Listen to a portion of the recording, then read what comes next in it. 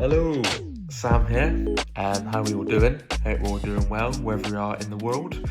I just wanted to jump on here and answer, I did promise this, that I'd answer some questions in the comments to my previous videos.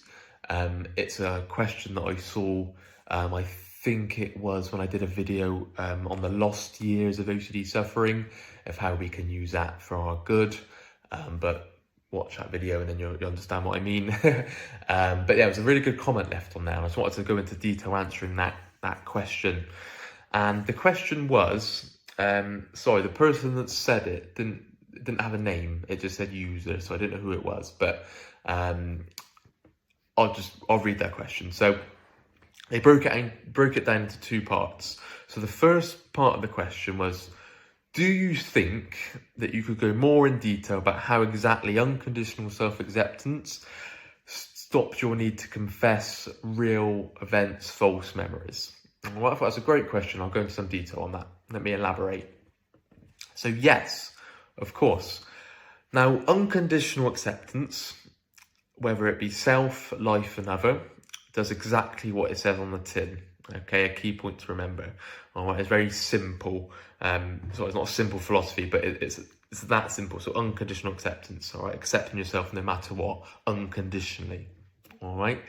Now, regardless of what act you may have done, so whatever OCD is latching onto with a real event, false memory, doesn't matter. You don't have to work out whether it's real, whether it's false. Okay, these principles and these tools that you learn, you'll see that it's your perspective in the now. It doesn't matter whether it's real, whether it's false. That doesn't help anything. Okay, it serves no benefit. All right, because you spend the whole time trying to work that out. Something I did for years. Wow, just was it real? Was it false? And then OCD would then chuck in something else. Chucking a new curveball, chucking a new question, chucking a new angle, just trying to keep just out of reach where I couldn't quite work it out, couldn't quite figure it out. Okay, so stop trying to think, where is it real, is it false? All right, that's not going to work. All right, so unconditional acceptance, regardless of what act you may have done. All right, you can accept yourself unconditionally. Now, when you truly embody unconditional self-acceptance, you don't attach, you don't label your identity, your you-ness, your personhood to your behaviours, to your traits, to your personalities, to your acts, to your deeds, whatever you want to call it, okay? So you separate them, all right? Now, how it links into confession. So the urge to confess would then be a lot less once you apply and fully believe and fully embody the unconditional acceptance, okay? So if you can accept yourself unconditionally, that overwhelming need, something I know all too well, completely overtook me, like, oh fuck, I got to get this all off my chest, I can't sit with this. So that overwhelming need and that overwhelming urge to confess will lower when you apply unconditional acceptance. You no longer feel the need to get it all off your chest. You're no longer going to feel the need to reveal a dark secret. I remember feeling like that a lot of times. I feel like I can't cope with this. This is a dark secret I need to get out. I need to go and tell someone.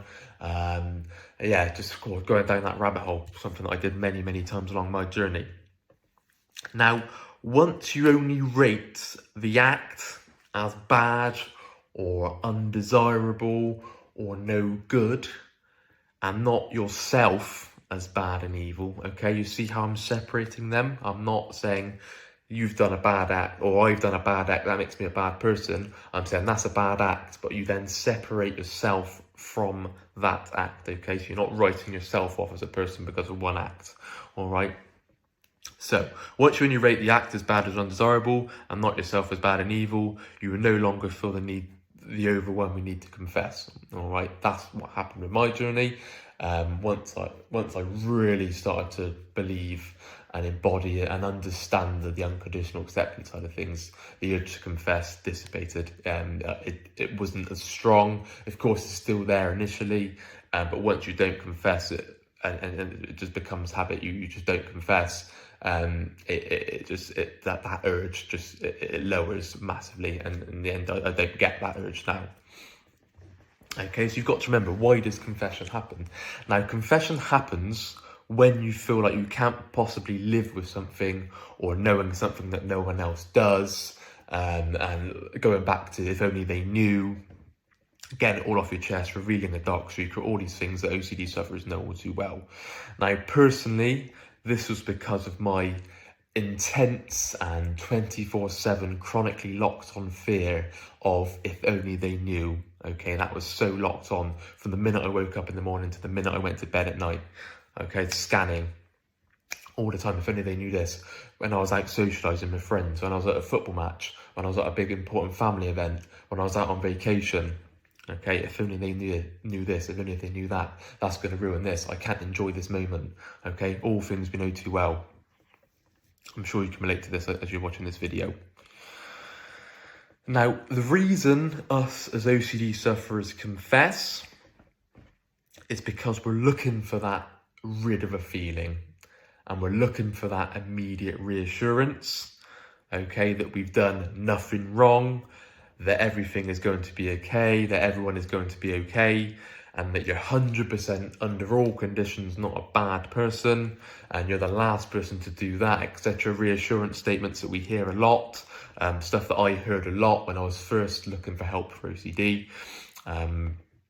I remember being told that many times, you're the last person to do this, you're 100%, you're definitely not a bad person. All these reassurance statements that we tell ourselves that you think works on the short term, but long term, it just fuels the fire, and it just isn't going to lead you to that long term recovery where you don't only get better, but you also stay better. Okay, so with me, I confessed millions of times. Well, I say millions, loads of times, all the time. I spoke about it a lot on this channel. My poor fiance was probably getting a confession or seeking reassurance as soon as I got in from work, so every night, every morning, really bad. It was just tiring, absolutely exhausting for her, looking back now, but I thought that was the key. I thought, all right, if I just confess this one more thing, then that's it, I'm going to be free, I'm going to be cured, I'm going to have no more anxiety, no more guilt, no more panic. Yeah, I thought that was going to lead me to recovery, but it really didn't. Okay, so yeah, I confessed millions and millions of times, and now when I asked why did I do that, it's because I then felt like, right, it's not just my responsibility now because somebody else knows, so it links into that responsibility. OCD links into getting it all off your chest and not being able to sit with it, the low frustration tolerance. Okay, if only they knew. It all links into that, especially with me personally. Okay, so get responsibility. You now know, okay, it's now off my chest. I can then get on with my life. That's going to be the key to recovery and the relief of the uncomfortable symptoms. Yeah, wow, that rabbit hole that I went down. All right, so I can relate to confession so many times. So when people mention that I can't stop confession with OCD, it's something that I did so often. It was my main compulsion, my main way of seeking reassurance. It's very crafty, but it does really need to stop. Okay, you need to try and resist the urge to confess all you can. Okay, because OCD is going to. There's a fine line between bottling up and confessing. Okay, so OCD is going to be like, oh, you need to get off your chest, but then you'll just be doing it for relief and rid of an uncomfortable feeling. Okay, so you've got to be very wary of confession. All right, so the second part of the question that this person asked, a very good question. It was especially in the context of our OCD. Perhaps I can accept my past mistakes, but what if my partner wouldn't? Okay, very good question. Now, the same principles and tools apply there. Okay, so unconditional acceptance, where you can learn to fully accept yourself, regardless of other people's opinions of you. All right, okay, so of course, criticism and dislike towards an act, that can be greatly beneficial towards you, as long as you're using that healthily and rationally. And let's say you did commit a bad act or an immoral act or an unhelpful act, and people go, look, I didn't like that act, and you then face the consequences. Great, that can be great for not performing that act. So the societal interest there, great. Okay, so you can then learn from that bad act, and then aim to not perform that again, or you're educated not to perform that again, whatever it may be. Okay, so of course you can learn from other people's criticism. That's what I'm saying there. But you've then got to be careful you're not then taking the words too seriously and sharpening up. Okay, and then that will then lead to emotional disturbance for you. Okay, so if someone really dislikes you or being very angry towards you, if you're then defining yourself and writing yourself off because they're very angry with you, then that's going to lead to the chronic guilt, the depression, the shame that you'll feel. Okay, the embarrassment, all these unhealthy negative emotions that we feel. Okay, so just very so it's quite a thin line. So of course we need to take criticism on board and other people's because you're going to hear stuff you're not going to hear along the OCD recovery journey. Of course you're going to hear that. Some of the biggest learning curves and the biggest progress that I made was hearing stuff I didn't want to hear. Okay, so when I was still doing compulsions and that tough love, you're going to have to hear that and you have to take that on board, but you're not going to take things all too seriously when you're going down the emotional disturbance. Okay, I hope I made that clear, but it's separating. Okay, healthy way where you're making progress from other people's advice, but not taking it completely to extreme where you're writing yourself off and calling yourself a bad, awful, no good person. All right, I hope that sums it up quite well. All right, unconditional other acceptance, a key point to this question that this person asked, is where you may not favour or strongly dislike their perspective of you, but that doesn't totally define them. So same as unconditional self-acceptance, you're separating the act from the person, and you're doing that with the other person as well. Okay, so you might dislike something they've done or dislike their opinion, their belief, their perspective, but you're not defining them. You're not attaching their belief or their act to them. Okay, is a key point to remember. If we're doing that for ourselves, we've got to apply it to other people as well. Otherwise, OCD is going to have a field day. It's going to latch onto that. You're going to feel anger. You're going to feel rage. Okay, so unconditional other acceptance, self-acceptance, life acceptance, it all works across the board. Okay, now just going off on a tangent there, I think unconditional acceptance is absolutely vital for society. I really think because I mean, it's going to, the hostility and the anger that people have towards each other, whether it's political beliefs, religious beliefs, even you can go from just anything, any conflict, any argument that people have, even just over a football match or any sporting event. It's because people don't have the unconditional other acceptance. So they're saying, okay, because you support that football team, you're scum. And just as an example, okay, so you're defining them just because on the team they support or the political belief they have.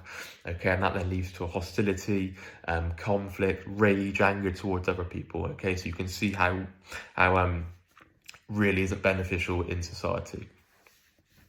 Okay, now going back to the question, I will repeat the question again. So, especially in the context of ROCD, perhaps I can accept my past mistakes, but what if my partner wouldn't? Okay, so why should they accept you and your past mistakes? Okay, so where's a universal must suggesting that? Okay, is there something written in the sky that states that person, maybe is your partner, maybe is your parents, that has to accept you and they have to completely accept your past mistakes, and if they don't, it's terrible? Where is that written? Okay, of course we want them to. You're going to want your loved one to accept you. You're going to want your loved one to forgive you and understand your past mistakes. Of course you are, but they don't have to. There's no written law anywhere. Okay, a key point to remember. I certainly haven't found that law. If you have, I'd like to find out where you found it. Okay, so remember, we've got to be quite rational towards this, quite flexible in our thinking. All right, they certainly don't have to, no matter how much you would like them to. Okay, your life, identity and personhood is not defined on how someone else thinks of you or your behaviours, traits, deeds, etc. Okay, so if they think that what you may have done or what thought you had at an unwanted time, if you've confessed with that and they think they really didn't like that or really said, oh, that was bad or that was terrible, what they think of you, what they think of that behaviour does not totally define you, is where I'm getting to there. Okay, so that leads me on to my next point of, yes, you can healthily and rationally try and change things you can change. So you can sit down and have a calm conversation with someone and just try and be rational. But of course, they don't have to be rational. They can be anger. They can throw stuff at you. That's how people may react. all right, but you can try and change stuff that you can change rationally and calmly, but you need to give up the rigid black and white inflexible demands that they must accept you, they must forgive your past mistakes, and that they need to understand you, your OCD, how it operates, that they need to understand a real event, false memory, all these different thoughts and intrusive thoughts that you get. If you're holding the belief that people need to understand that, then you're going to get yourself into emotional trouble. OCD is going to absolutely have a field day, it's going to run rings around you. Okay, so we need to drop those rigid, we need to drop those inflexible and those black and white thinking. All right, all the stuff that we talk about when we're shifting our perspectives and changing our beliefs. All right, so I hope that's answered your question. I wish I could call you a name, but it just said user. So I hope that's answered your question in great detail. I've enjoyed doing this video, and I've enjoyed writing out my answers to your questions. So any more, please leave questions in the comments. That would be much appreciated. That'd be great fun, quite interactive as well. Leave your name so I can say who's asked it. But yeah, if you have liked this video, please leave a like. If you would like me to do more videos like this, of course, leave questions, but then I'd happily would. So let me know. And if you haven't subscribed to the channel already, please do so. And if you're interested in our one-to-one services, webinar services, please email phil@ocdrecovery.com. And you've got this. Have a lovely day wherever you are in the world, and you take care. Bye-bye.